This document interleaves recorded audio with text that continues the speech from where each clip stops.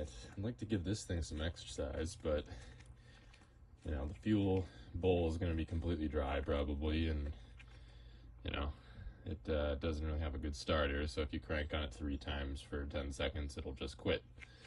So I'm going to try to prime the fuel bowl a bit, see if we can get this thing to start up and pull, you know, from the pump line and stuff, and see if we can go get some coffee. Alright,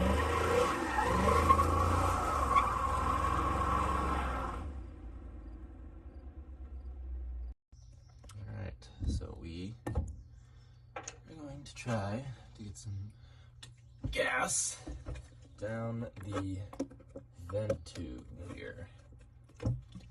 Gas down the vent tube. Oh,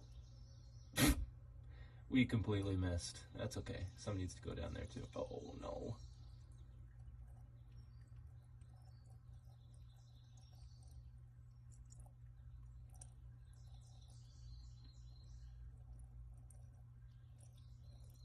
What a mess. Wow. Not how, you know, I was hoping that was gonna go a little neater. Gas everywhere. We'll see how that goes. Well, I got to crank like twice, but the starter on this car is completely shot. It's very obvious at this point. So that's what we're dealing with. See? Nothing. So I got to replace that. There's really nothing getting around it. It's not the wire. It's not, you know, it's got to be the starter solenoid itself that's just completely shot. Well, I just took the starter out of this thing. It was no easy task because the aftermarket exhaust that I do have on here was basically sandwiching it between the block and the exhaust itself. So basically I did the age-old trick of bashing it with hammers to get, you know, just the extra 1/4 inch of clearance or something, whatever I needed, maybe even less.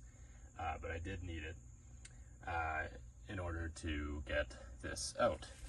So this is our unit. It does look absolutely filthy in there. I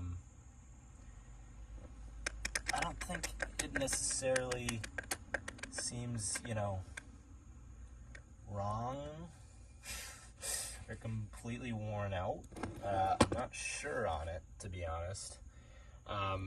I wasn't also sure if maybe it just had a bad solenoid. You know, there was a few things with this that basically, you know, you'd crank it and you'd only get a few cranks out of it before it basically stops working entirely. And the signal wire should be, you know, good. Originally that was down to like 3 fibers of copper, and so I just replaced like the most of the length of it, you know, same gauge wire and everything.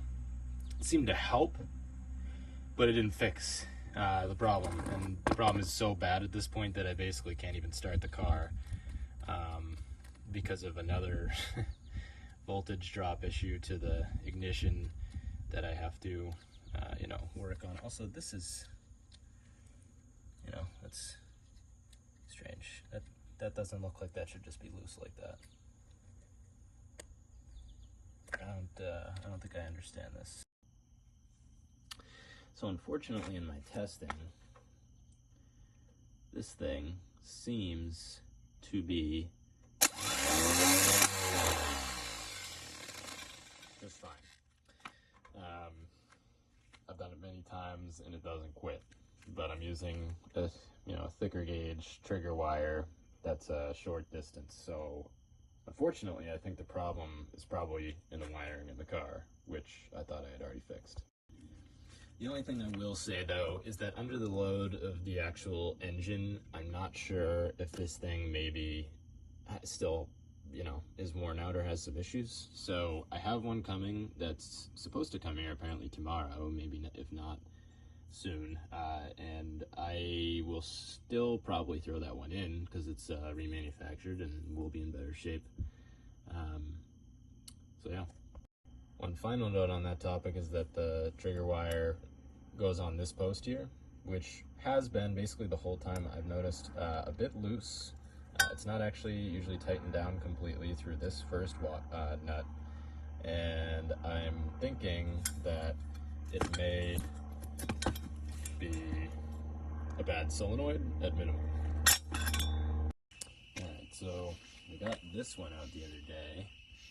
Now we're going to put this nice refurbished unit in. Oh yeah. Here's a little look at the new one. EC Delco, remanufactured for General Motors. There you go. Solenoid terminals. Pretty good.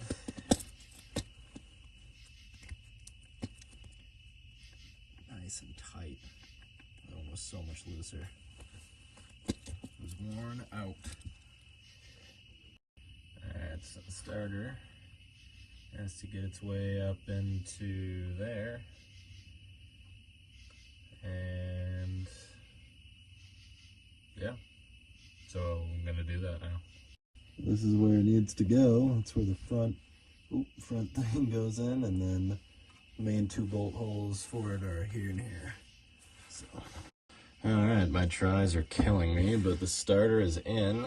Clearance here looks tight, but at the same time looks right. I put the same shim that was in there originally back in. I figure it's the same starter. If there was a shim in there before and it was working fine, put the shim back in. Don't really feel like testing it without the shim. I think I put the shim on the right side. I put it on this side, which makes sense because it's inboard, so it'll make more of a difference than this side, I think, but we'll see. Time to plug the battery in and give the key a twirl. Alright, here we go. Battery on. And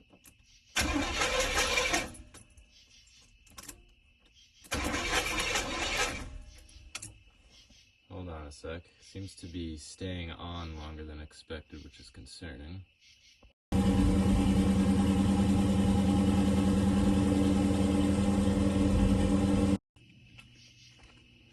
Automatic now.